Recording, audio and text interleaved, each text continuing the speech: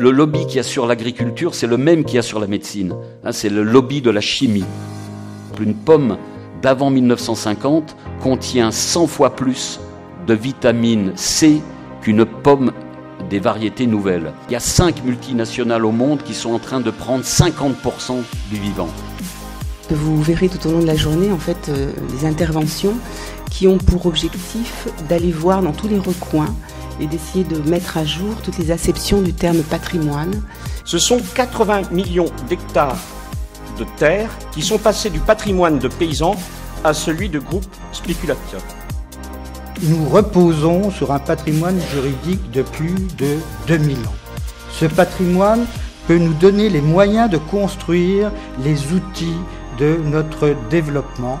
Encore faut-il ne pas le négliger comme nous négligeons les autres patrimoines. Le patrimoine nomme le vivant, il nomme ce qui est vivant. Eh bien, ces savoir-faire sont un objet de transmission depuis 12 000 ans, lent, très humble, très silencieux, très discret, mais des savoir-faire extrêmement complexes. J'ai écrit un livre qui s'appelle « Pour une terre commune » il y a 5-6 ans.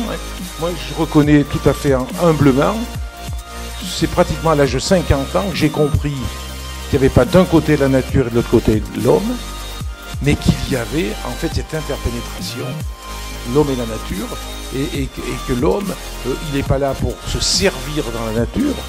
Comment gérons-nous effectivement le vivant? Gérons-nous effectivement le vivant? C'est-à-dire qu'il n'y a pas de pilote dans le bateau. Nous sommes tous devant l'absence de pilotage. Et c'est parce que nous sommes dans la béance du pilotage que nous pouvons trouver notre dignité d'homme. Mais pourquoi n'êtes-vous pas la une? Mais pourquoi vous écrire? Pourquoi vos réflexions ne viennent-elles pas nourrir nos grands moyens de communication qui ne sont devenus, hélas, une denrée très très périssable où ne s'exprime plus rien. Rien. Aujourd'hui, on sait qu'il est difficile de se projeter dans l'avenir.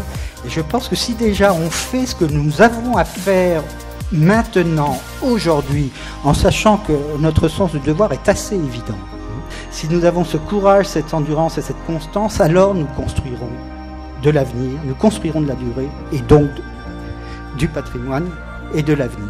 À partir du moment où on peut tous contribuer à produire de l'information et sur les réseaux sociaux, sur des blogs, etc., on remet en cause le modèle de la presse où c'était ceux qui avaient le pouvoir de publier quelque chose et de l'imprimer qui était le plus lu et le plus entendu. C'est exactement la même chose pour la politique. De mettre en avant la co-construction des villes.